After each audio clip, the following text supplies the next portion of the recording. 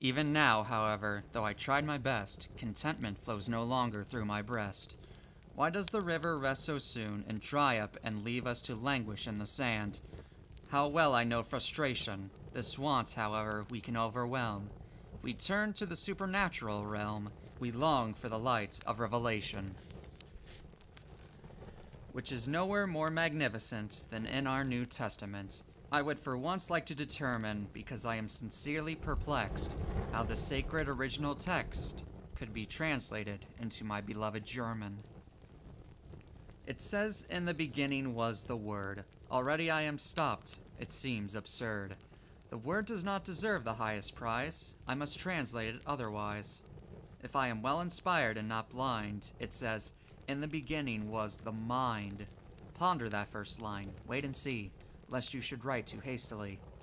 Is mind the all-creating source? It ought to say, "In the beginning was the force." Yet something warns me as I grasp the pen that my translation must be changed again. The Spirit helps me. Now it is exact.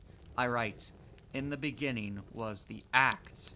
If I am to share my room with you, Poodle, stop moaning so, and stop your bellow for such a noisy, whiny fellow I do not like to have around.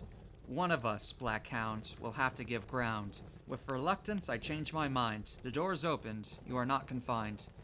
But what I must see, can that happen naturally? Is it a shadow? Am I open-dyed? How grows my poodle long and wide? He reaches up like rising fog. This is no longer the shape of a dog. Oh, what a specter I brought home, a hippopotamus of foam. With fiery eyes, how his teeth shine. You are as good as mine. For such a semi-hellish brow, the key of Solomon will do. One has been caught inside, do not follow him. Abide, as a fox is in snare. Hell's old lynx is caught in there. But give heed, float up high, float down low, to and fro, and he tries, and he is freed. Can you avail him? Then do not fail him, for you must not forget we are in his debt. Countering the beast I might well first use the fourfold spell. Salamander shall broil, Undine shall grieve, Sylph shall leave, Kobold shall toil. Whoever ignores the elements' cores, their energy and quality cannot command in the spirit's land. Disappear, flashing, salamander, flow together, splashing, Undine, glow in meteoric beauty, Sylph, do your domestic duty, incubus, incubus, step forward and finish thus. None of the four is this beast's core, it lies quite calmly there in beams. I have not yet heard it yet, it seems. Now listen well to a stronger spell. If you should be hell's progeny, then see this symbol before which tremble the cohorts of hell. Already it bristles and starts to swell. Spirit of shame, can you read the name of the uncreated, defying expression, with whom the heavens are sated, who was pierced in transgression? Behind the stove it swells, as an elephant under my spells. It fills the whole room and quakes, it would turn into mist and fleet. Stop now before the ceiling breaks, lie down at your master's feet.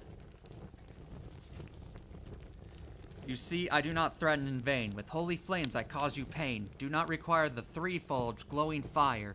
Do not require my art in its full measure. Why all the noise? Good sir, what is your pleasure? Then this was our poodle's core. Simply a traveling scholar.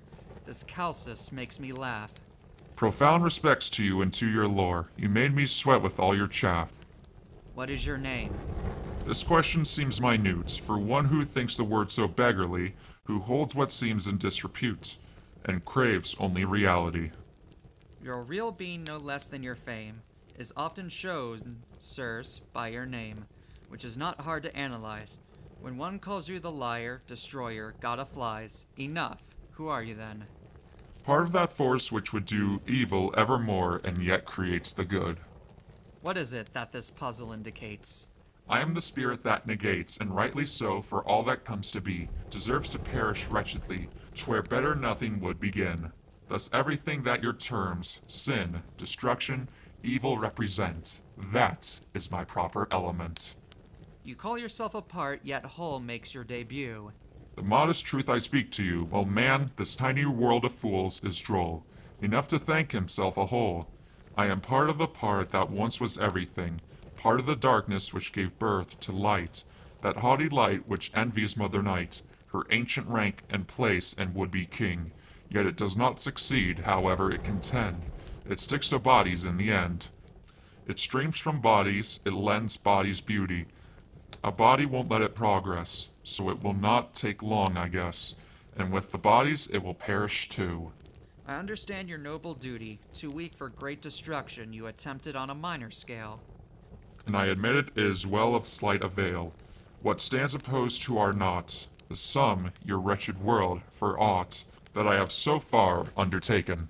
It stands unruffled and unshaken, with billows, firestorms, commotion. Calm, after all, remain both land and ocean, and that accused lot the brood of beasts and men. One cannot hurt them anyhow. How many have I buried now? Yet always fresh new blood will circulate again. Thus it goes on, I could rage in despair. From water, earth, and even air, 1,000 seeds have ever grown, in warmth and cold, and drought and mire. If I had not reserved myself the fire, I should have nothing of my own. And thus I see you would resist the ever-live creative power by clenching your cold devil's fists. Resentfully, in vain you glower. Try something new and unrelated, O you peculiar son of chaos. Perchance your reasoning might sway us the next few times we may debate this, but for the present, may I go? I cannot see why you inquire. Now that we meet, you ought to know that you may call as you desire. Here's the window, here's the door. A chimney there, if that's preferred. I cannot leave you that way, I deplore. By a small obstacle I am deterred. The witch's foot on your threshold, see? The pentagram distresses you? Then, son of hell, explain to me, how could you enter here without ado? And how was such a spirit cheated? Behold it well, it is not quite completed. One angle, that which points outside, is open just a bit. That was indeed a lucky hit. I caught you, and you must abide. How wonderful, and yet how queer. The poodle never noticed when he first jumped in here, but now it is a different case. The devil cannot leave this place. The window's there. Are you in awe? The devils and the demons have a law. Where they slipped in, they always must withdraw. The first time we are free, the second time constrained. For hell, too, laws have been ordained. Superb. Then one could surely make a pact, and one of you might enter my employ. What we would promise you, you would enjoy, and none of it we would subtract. But that we should not hurry so, and we shall talk about it soon.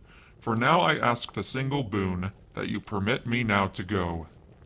For a moment stay with me, and let me have some happy news. Not now. I'll come back presently. Then you may ask me what you choose. You were not caught by my device when you were snared like this tonight. Who holds the devil, hold him tight. He can't expect to catch him twice. If you prefer it, I shall stay with you and I shall not depart, upon condition that I may amuse you with some samples of my arts.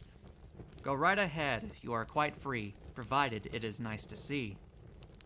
Right in this hour you will obtain more of your senses than you will gain in a whole year's monotony.